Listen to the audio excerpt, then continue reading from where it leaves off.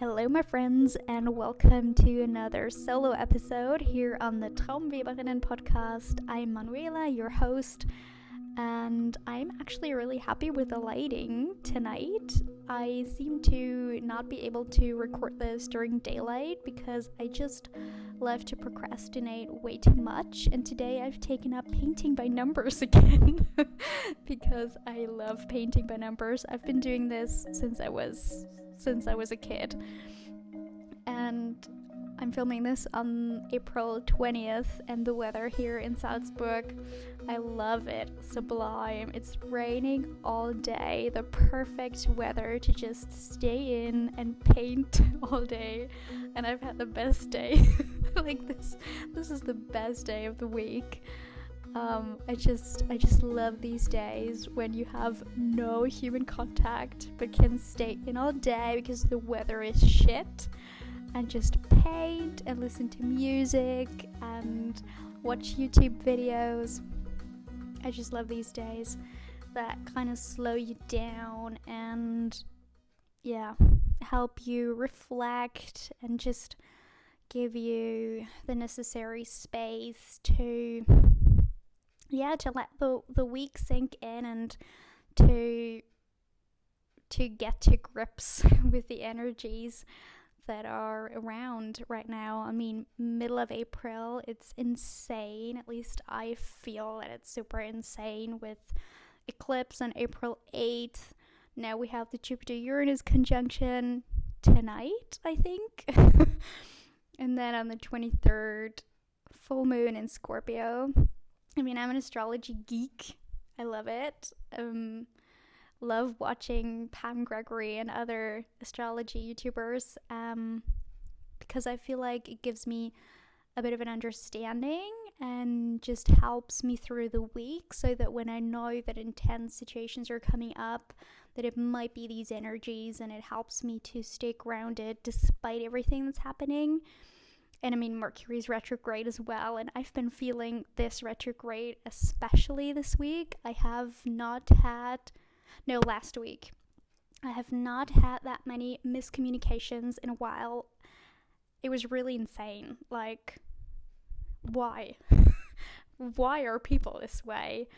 But for me, knowing that we have a Mercury retrograde and that right now energies are super fast and super intense, just knowing that helps me stay more grounded in my daily life. Yeah, but again, the energies life has been super fast paced, and so I have consciously taken this weekend to slow down and to reflect on what's been happening all the time, all those past couple of weeks, and really reflect on the Jupiter-Uranus conjunction, because it is something that's only happening every 14 years.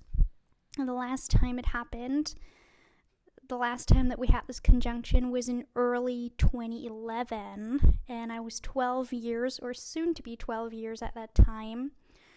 And it was a time when my whole life got turned upside down, because it was the time when my parents split.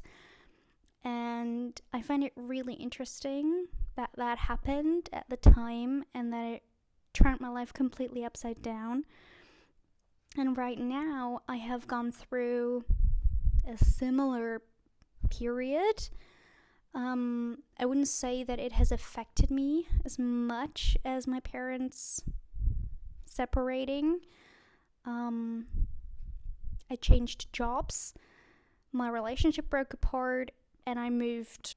But it really got me thinking, okay, wow, when was the last time that we had this conjunction? Okay, it was that time period in my life that was like this grand upheaval, and I've just lived through another grand upheaval.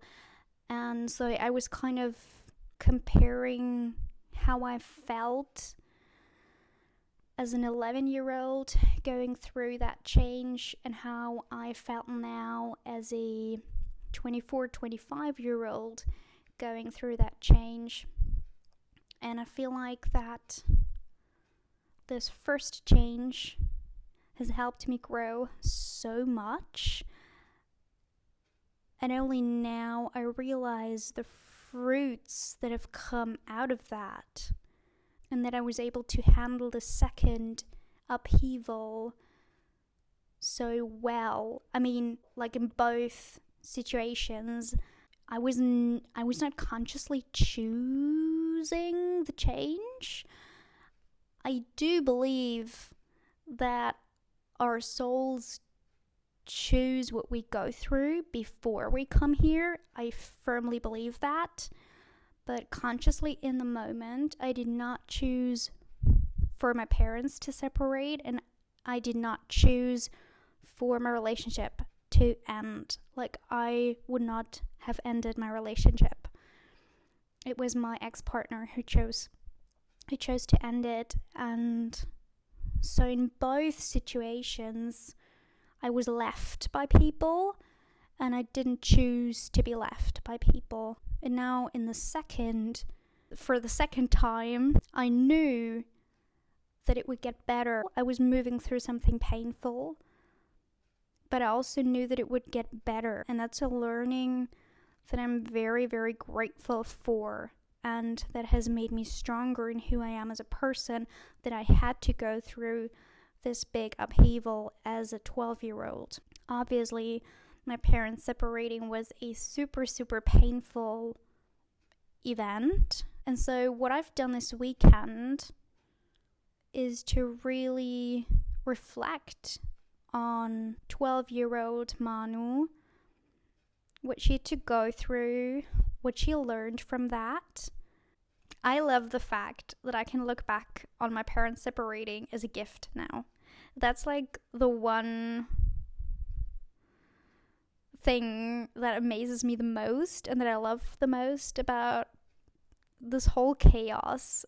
I love the fact that now that 14 years have passed, period. I love the fact that 14 years have passed, and that I'm at this point in my life where I can look back and say it was a blessing. And that's why I believe that adversity is actually really good. And I love that it comes back to us in cycles. Like, you have, it's like the hero's journey that you learn in German or English class when you have to write a story or when you're interpreting texts. It's like you have a challenge, and this challenge or challenges come back into your life for exactly this reason, that you become the hero in your own journey. I love that concept. And I love that 14 years later, I can definitely say that, yes, it has been a challenge that I did not choose for myself as this human being.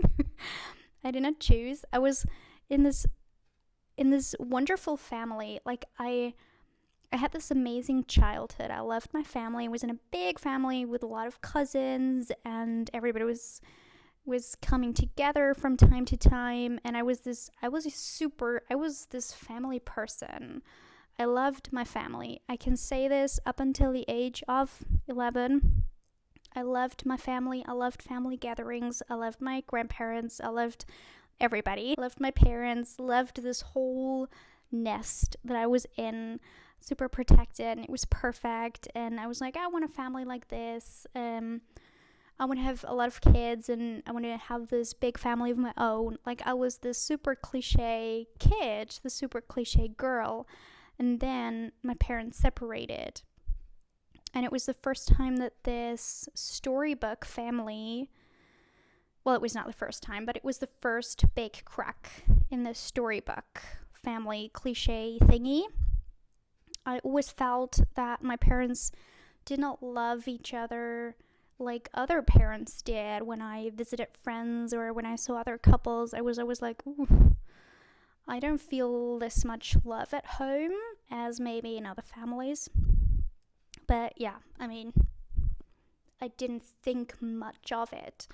And then the separation was like really ugly, and it was a massacre, a battlefield. It was really wild. It was actually really wild looking back. And And I'm just so proud of myself for surviving that. It's just the realization just hit me because I don't often think back, because 14 years, that's a lot. And what it did was it really hardened me because I did not have people in my family that protected and supported me. Like, I was the battlefield. Nobody protected me, and from that time on, there was a huge crack in the storybook family thing, and from that time on, I was a grown-up, basically, when I look back at it now. And it's definitely played a part in how I view families now, and that I, for myself, don't want to have kids, and I, for myself, don't want to have kids because I know what it does to a kid when it is in a deeply unconscious environment.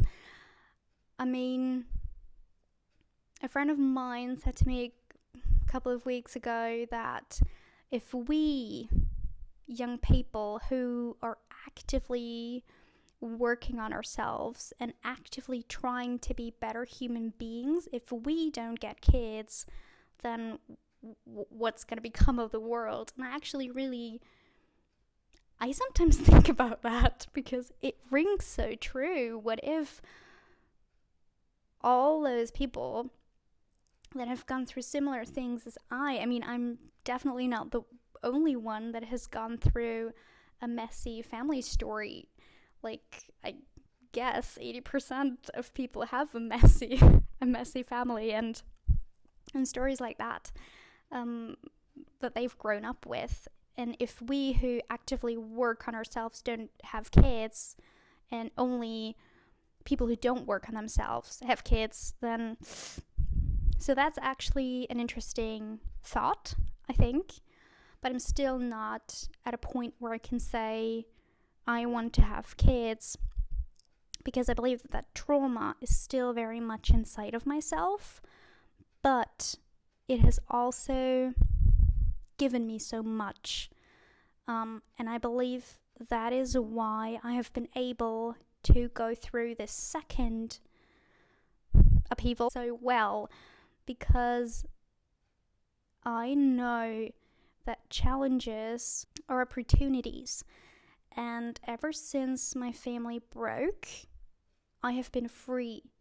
It has been the most freeing thing that has happened to me, because I really felt a part of a system, a functioning system, a functioning family system. Well, in hindsight, it was not functioning, but at least I was a part of a family system. And in that family system, there are roles, and I was definitely playing certain roles. And when this concept, the system, broke, my parents split, and through the fact that there were no other family members having my back, everybody taking sides and everybody just bashing each other, that system for me just broke, and I didn't feel obliged to fit in anymore. The matrix kind of disappeared, and I was on my own, and I was like, okay, I get to set my own rules, and that's been the most freeing thing that's happened to me. And so when my partner split up with me early this year, I was like, okay, yeah, this is shit, this hurts like shit, but again, I'm free. And this has been my way to look at people rejecting me, is they have set me free. But I believe that it's also maybe something that sets me back, or that hinders me when I go into relationships, is that I view relationships as a prison or as something where I cannot be myself and be my free and true self. Like, that is an issue that I'm grappling with right now, feeling that if I move into a relationship, I give up my independent way of being. But then again, when somebody leaves me, I'm like, okay, guess I'm free again. So that's a very interesting dichotomy, I believe. and hope you're still following me. So yeah, for me, adversity always is a two-edged sword. Like on the one hand, there is so much opportunity in adversity, and on the other hand, it shows you where you're still limiting yourself. So basically, both edges are good. That's my way to look at adversity. Two-edged sword with two good sides. My message of this episode would be to always look for the good in adversity, because challenges and adversity and quick changes and upheavals in life are always huge opportunities to get to know yourself and your limiting beliefs better. And also, as in this case, to free yourself from the past, or to be freed, in my case, because I didn't choose either of them. So that's a huge point for me, that when I was this 11, 12-year-old, those roles broke away, and I was suddenly free to find my own path and to define myself. Like, I didn't have to follow the rules anymore. I didn't have to fit in anymore. That was the best thing that could have happened to me. And the second thing, and I also talked about this with a friend recently, is that when your family suddenly breaks away, as in my case, friendships become hyper important to you, because I learned at a very, very young age that family is nice to have, but when family breaks away, you need friends to catch you. You need friends to support you and to hold you and to tell you that everything's going to be okay. And as a 12-year-old, when that happened with my parents, I did not have friends. I didn't have the right kind of friends. And from that time period on, I'm really good when it comes to choosing friends, and I'm really good at reading people. So when that happened with my parents and I had no one, that was my priority number one. But at that crucial time period, I was like, God, I need someone. I need an angel. And exactly on my birthday, my 12th birthday, we went skiing with school for a week.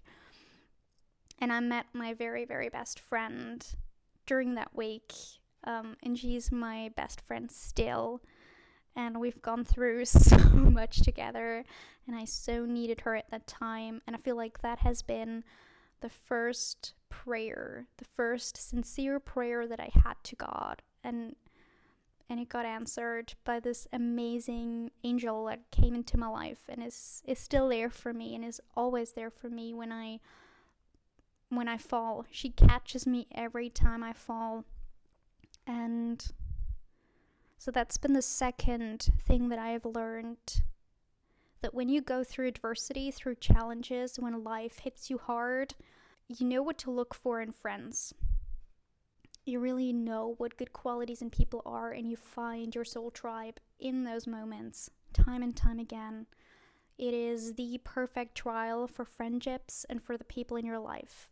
And I've had it again this time around, where I really felt, oh my God, wow, I have so many amazing people in my life that caught me in that moment. And I'm super grateful that everything happened the way it did.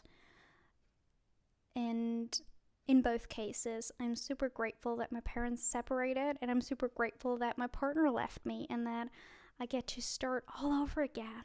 It's so magical to start all over again, and it's so magical to hit rock bottom again. Because it really shows you what you were made of and what the people around you are made of. And it's just an incredible opportunity. And that's why I actually love adversity, in hindsight. When you're right in the middle, it's shit. Don't get me wrong. It's shitty. But when you've done the work on yourself, on your personality, you can change your perspective even in the midst of it. I think that I'm super privileged that I got to experience something life-altering at the age of 11 that has made me grow up into the woman that I am, and that has made me realize at the age of 11 that I need the best friends that I can get. I need to find my soul tribe, and I really need women around me that catch me when I fall, and I want to be that friend for others too. I want to be there. I want to catch you when you fall. I want to be that for you.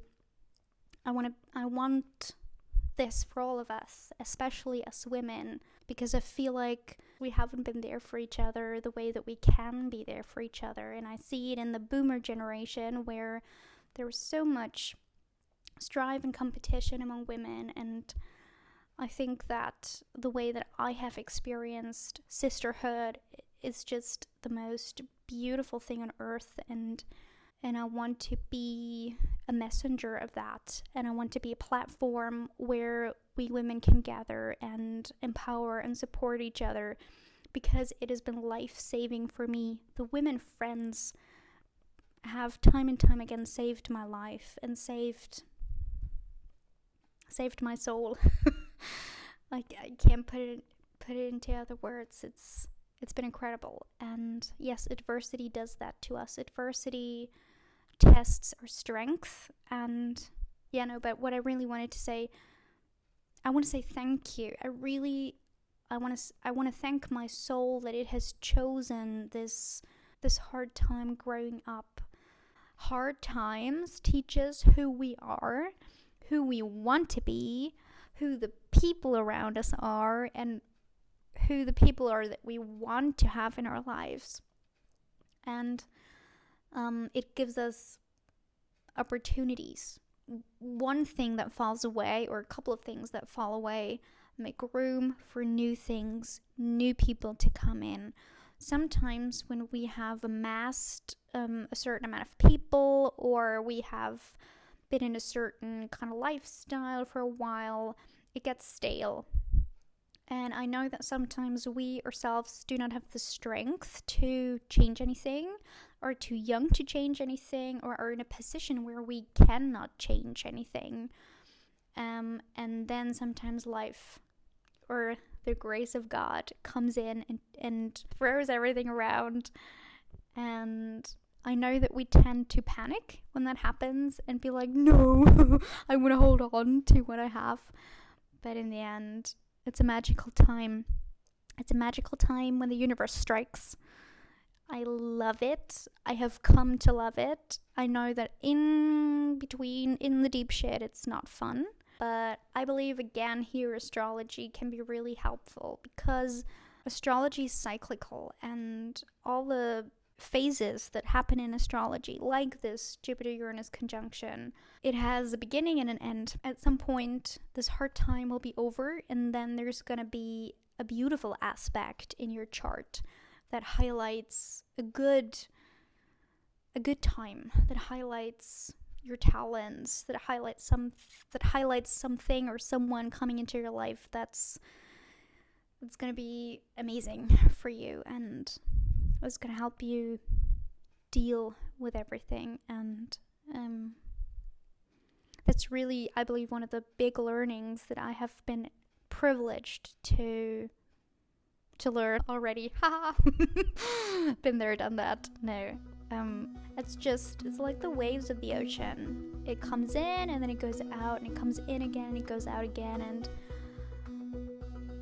most of the time it's out of our control. But what we can control is how we react and how we deal with stuff. And if you have the willingness to learn from what life or the universe throws at you, you're already queen of the castle. And with that, I want to leave you.